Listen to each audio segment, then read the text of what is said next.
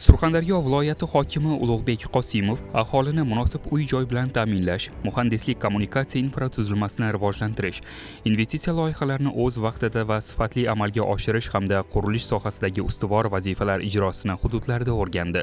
Dastlab Termiz shahrida uy-joy qurilishi va muhandislik kommunikatsiya tarmoqlarini rivojlantirishga qaratilgan investitsiya loyihalari yuzasidan taqdimotlar ko'rib chiqildi. Loyihalarning amalga oshirilish va moliyalashtirish holati tanqidiy tahlil qilinib, mas'ullarga belgilangan reja va grafiklar ijrosini ta'minlash bo'yicha topshiriqlar berildi. Shuningdek, Muzrabot tumanida xalqaro moliya institutlari mablag'lari va davlat dasturlari doirasida mahallalar infratuzilmasini yaxshilash ishlarining borishi muhokama qilinib, ijro intizomini kuchaytirish, ajratilgan mablag'lardan samarali foydalanish hamda obyektlarni o'z vaqtida foydalanishga topshirish yuzasidan mas'ullarning hisobotlari eshitildi. Shundan so'ng Termiz tumanida Surxondaryo daryosi bo'yida qirg'oqni mustahkamlash, ko'p qavatli uy-joylar, xizmat ko'rsatish, savdo va ko'ngilochar majmualarni barpo etish loyihasi doirasidagi ishlar ko'zdan kechirildi. Qirg'oq bo'yi hududini muhandislik talablari asosida mustahkamlash, hududni kompleks obodonlashtirish, qurilish ishlarini belgilangan muddatlarda hamda yuqori sifat bilan yakunlash bo'yicha aniq vazifalar belgilandi. Jarqo'rg'on tumanida tuman markazini ichimlik suvi bilan ta'minlash loyihasi Yangi O'zbekiston massivida ko'p qavatli turar joylar qurilishi va yashil hududlarni kengaytirish ishlari tahlil qilindi. Shu bilan birga,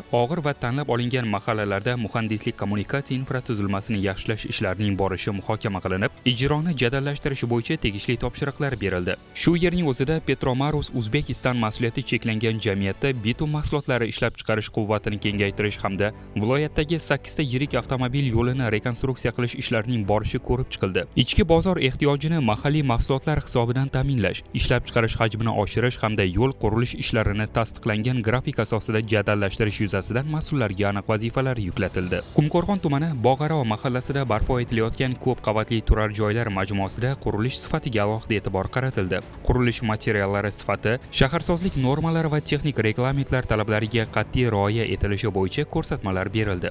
Sho'rchi tumani Jarqishloq mahallasida qurilayotgan 50 o'rinli oilaviy poliklinikada olib borilayotgan ishlar ham ko'zdan kechirildi.